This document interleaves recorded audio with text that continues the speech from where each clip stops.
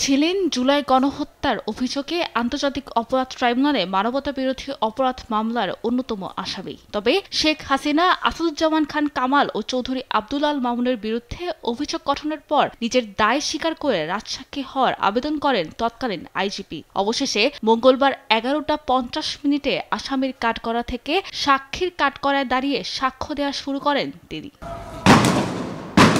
জুলাই আন্দোলনের সময় পুলিশ প্রধানের দায়িত্বে থাকা মামুন বলেন, ছাত্র জনতাকে দমনে মারণাস্ত্র ব্যবহার, হেলিকপ্টার থেকে গুলি ও ব্লক রেইডের সিদ্ধান্ত রাজনৈতিক। মারণাস্ত্র ব্যবহারের নির্দেশনা দেন শেখ হাসিনা, আর এতে উৎসাহ জুগিয়েছিলেন তৎকালীন DMP commissioner Habibur Rahman, DB Harun, তৎকালীন স্বরাষ্ট্রমন্ত্রী আসাদুজ্জামান খান কামাল, ওবায়দুল কাদের সহ সরকারের শীর্ষ ব্যক্তিরা।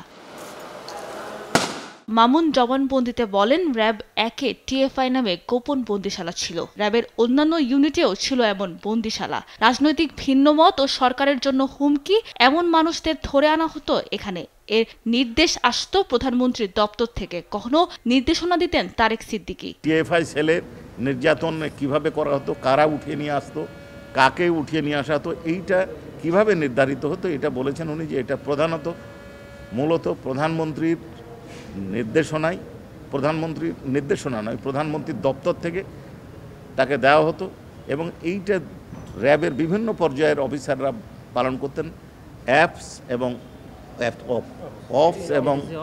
এবং ডিজি ইন্ট এনারা পালন করতেন, এনারা নির্ধারণ করতেন। 2018 সালের জাতীয় নির্বাচন নিয়েও কথা বলেন মামুন। জানান, আগের রাতে 50% ভোট ব্যালট বক্সে রাখতে শেখ হাসিনাকে পরামর্শ দিয়েছিলেন ওই সময়ের আইজিপি জাবেদ পাটোয়ারি। পুলিশে গোপালগঞ্জ সিন্ডিকেট নিয়েও জবানবন্দি দেন তিনি। তৎকালীন আইজিপির এমন জবানবন্দি অকাট্য দলিল হিসেবে কাজ করবে বলে জানান চিফ প্রসিকিউটর তাজুল ইসলাম। আজকের এই সাক্ষীর বক্তব্যের মাধ্যমে আমরা এই সমস্ত অপরাধীদের বিরুদ্ধে যে অপরাধগুলো প্রমাণ করার চেষ্টা করছিলাম সেটি একটা মারাত্মক অকাট্য দলিল হিসেবে আজকে উপস্থাপিত হয়েছে।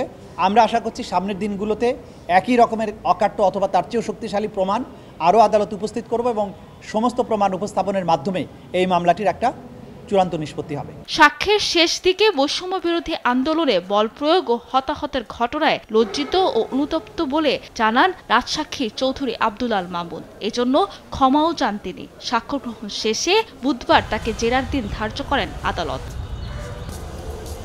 সাবরিনা মজুমদার, দেশ টিভি, ঢাকা।